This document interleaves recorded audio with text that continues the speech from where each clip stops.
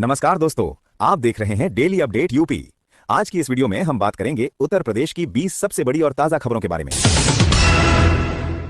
उत्तर प्रदेश सरकार ने किसानों को राहत देते हुए गेहूं का न्यूनतम समर्थन मूल्य 160 रुपए बढ़ाकर 2,585 रुपए प्रति क्विंटल कर दिया है। इससे लाखों किसानों को सीधा लाभ मिलेगा और सरकार का उद्देश्य किसानों की आय बढ़ाना तथा उन्हें आर्थिक रूप से मजबूत बनाना है। राज्य सरकार 30 मार्च से 15 जून तक गेहूं खरीद अभियान चलाएगी। इसके लिए पूरे प्रदेश में 6,500 खरीद केंद्र बनाए जाएंगे। किसानों को उनकी फसल का भुगतान 48 घंटे के अंदर सीधे बैंक खाते में देने का दावा किया गया है। यूपीसीडा ने राज्य में 8 नए वेयरहाउस और लॉजिस्टिक प्रोजेक्ट को मंजूरी दी है। इन परियोजनाओं में लगभग 800 करोड़ रुपए का निवेश होगा, जिससे रोजगार के अवसर बढ़ेंगे और औद्योगिक विकास को गति मिलेगी। साथ ही स्टोरेज सुविधाएं भी बेहतर होंगी।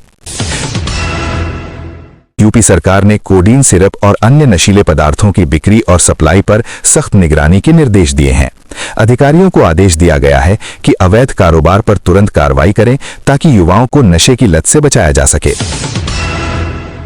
राज्य में 2022 से 2026 के बीच नशे के खिलाफ बड़े स्तर पर कार्रवाई की गई है।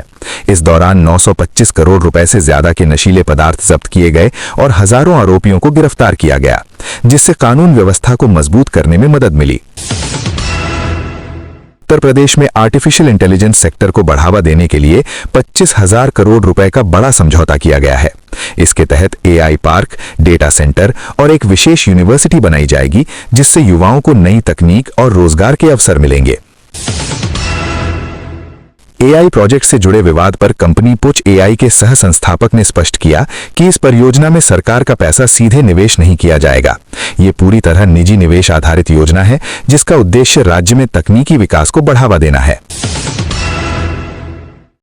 यूपी में मिशन शक्ति अभियान और महिला हेल्पलाइन जैसी योजनाओं से महिलाओं की सुरक्षा में सुधार देखा गया है। पुलिस की सक्रियता और जागरूकता अभियानों के कारण महिलाओं में आत्मविश्वास बढ़ा है और शिकायत दर्ज कराने की संख्या भी बढ़ी है।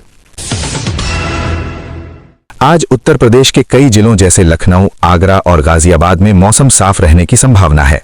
तापमान में धीरे धीरे वृद्धि हो रही है, जिससे गर्मी का असर बढ़ेगा।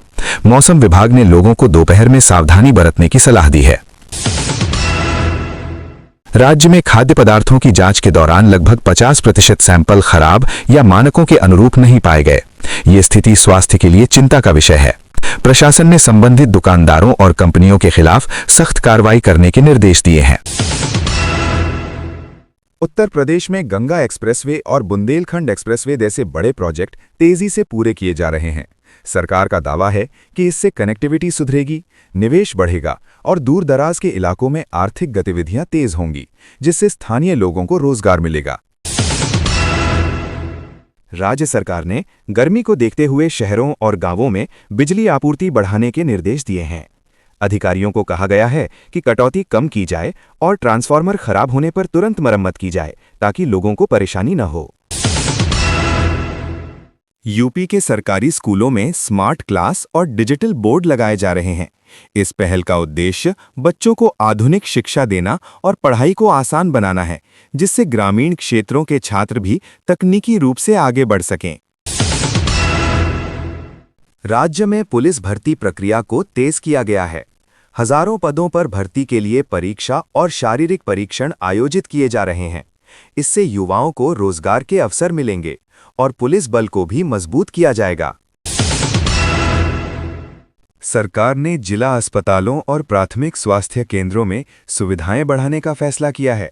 नए डॉक्टरों की नियुक्ति और बेहतर उपकरणों की व्यवस्था की जा रही है, ताकि ग्रामीण इलाकों में भी अच्छी चिकित्सा सेवा मिल सके। राज्य सरकार किसानों के लिए नई राहत योजनाओं पर काम कर रही है। छोटे और सीमांत किसानों को सस्ती दरों पर ऋण और सब्सिडी देने की योजना बनाई जा रही है, जिससे खेती को लाभदायक बनाया जा सके। लखनऊ सहित कई जिलों में रोजगार मेले आयोजित किए जा रहे हैं। इसमें निजी कंपनियां युवाओं को नौकरी के मौके दे रही हैं। सरकार का लक्ष्य बेरोजगारी कम करना और युवाओं को स्थानीय स्तर पर रोजगार उपलब्ध कराना है।